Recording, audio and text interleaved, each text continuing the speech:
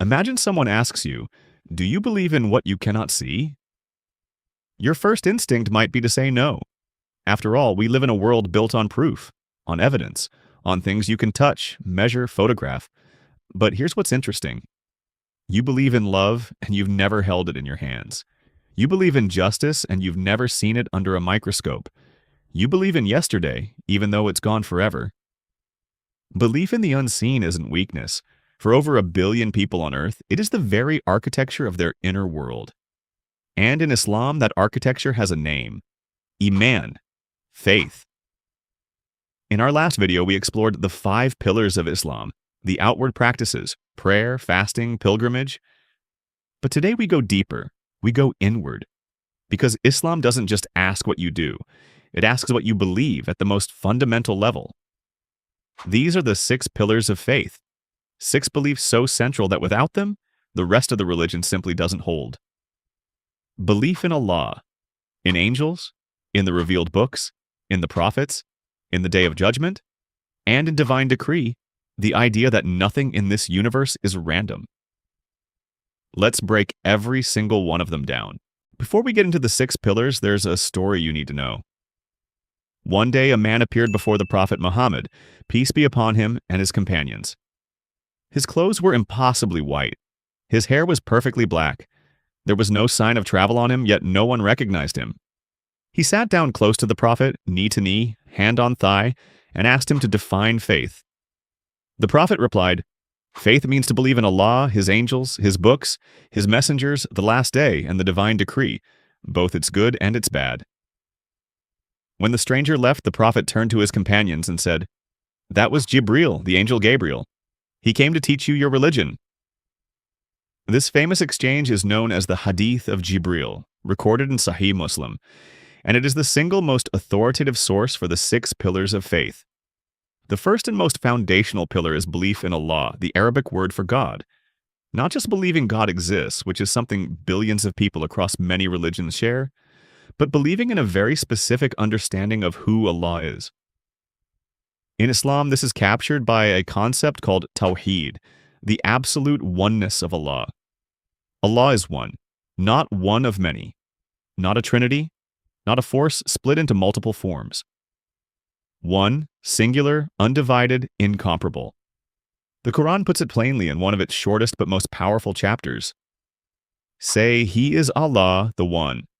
Allah, the eternal refuge. He neither begets nor is born, and there is nothing comparable to Him. This belief breaks into 3 connected ideas. First, Allah alone is the creator, sustainer, and king of everything in existence. The sun rises because He permits it. The rain falls because He wills it. Second, Allah has names and attributes that are uniquely His, the most merciful, the all-knowing, the all-seeing, and a Muslim believes in all of them as described in the Quran, without distorting their meaning or comparing them to anything human. Third, Allah alone deserves worship. Not prophets, not saints, not idols, not nature. Him and only Him. This is the bedrock. Every other pillar, every other belief in Islam grows out of this one root. If you understand Tawhid, you understand what Islam is fundamentally about. The second pillar is belief in the angels, not the chubby winged babies from Renaissance paintings. Angels in Islam are something altogether different. Angels were created from light, they have no free will, they cannot disobey Allah. They are the hidden workforce of the universe. Jibreel delivered revelation to all prophets. Israfeel holds the trumpet. Malik keeps hellfire. Ridwan is entrusted with paradise. Every human being has 2 recording angels, one on the right, one on the left, writing every word and every action. Nothing is forgotten. Belief in angels is belief in a world far larger and more populated than the one we can see. The universe is not empty. It is full. Muslims are required to believe in all the divinely revealed scriptures, not just the Quran. This surprises many non-Muslims when they first encounter it. The Torah was sent to Musa, the Gospel to Isa, the Psalms to Dawood, the scriptures of Ibrahim, and the Quran to Muhammad, peace be upon him. Allah has spoken to humanity many times throughout history. Muslims believe in the original, pure forms of earlier scriptures as they were first revealed. The Quran, Muslims believe, has been perfectly preserved, memorized in its entirety by millions across every generation. Islam is not a brand new religion that appeared from nowhere. It sees itself as the final chapter of a very long story, one that includes Moses, David, and Jesus as central characters. If God sent books, he needed someone to carry them. The Quran names 25 messengers: Adam, Noah, Abraham, Moses, David, Jesus, Muhammad, peace be upon them all. All messengers shared the same core message: worship God alone, live with justice and compassion, and prepare for what comes after this life. 5 are given special distinction: the messengers of strong will: Noah, Abraham, Moses, Jesus, and Muhammad. They endured the greatest trials and left the most lasting legacies in human history. To be a Muslim, you must respect Moses and Jesus as genuine prophets of God, chosen and honored. And Muhammad, peace be upon him, is the final chapter, the seal of prophethood. Does any of this matter?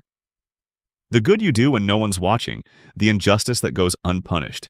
Is there a reckoning, or does everything just end? After death, a person enters the barzakh, a state between this life and the next, where the soul experiences either ease or hardship. Then comes the resurrection. The trumpet blows. Every human being ever born is gathered.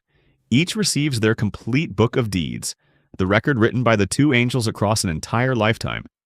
Paradise, gardens, rivers, peace, profound joy. Or hellfire, a consequence for those whose choices led them away from truth. The last day is the ultimate guarantee that the moral universe is not broken. Nothing in the universe happens by accident.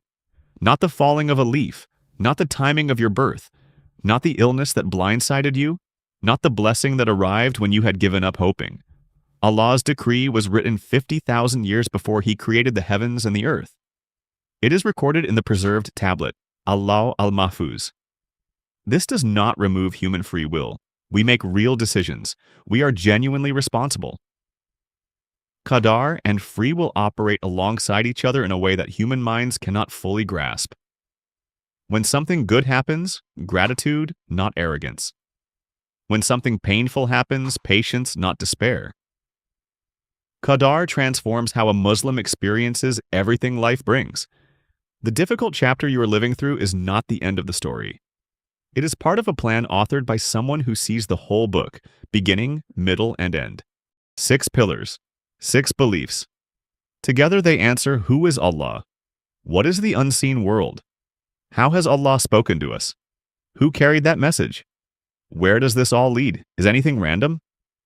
Together, these 6 beliefs form a complete answer to the questions every human being has ever asked. Who made me? Why am I here? How should I live? What happens when I die? Am I alone in this? The 5 pillars are the outward actions. These 6 pillars of faith are the inward conviction that gives those actions their meaning. Actions and faith are 2 halves of a whole. Which of these 6 pillars surprised you the most? The recording angels, always present? The decree written before creation? The fact that respecting our prophets is a requirement of Muslim faith? If you find this video helpful, please subscribe, like, and drop a word in the comments. It really helps more people discover Deen. Wa alaikum salam wa rahmatullahi wa barakatuh.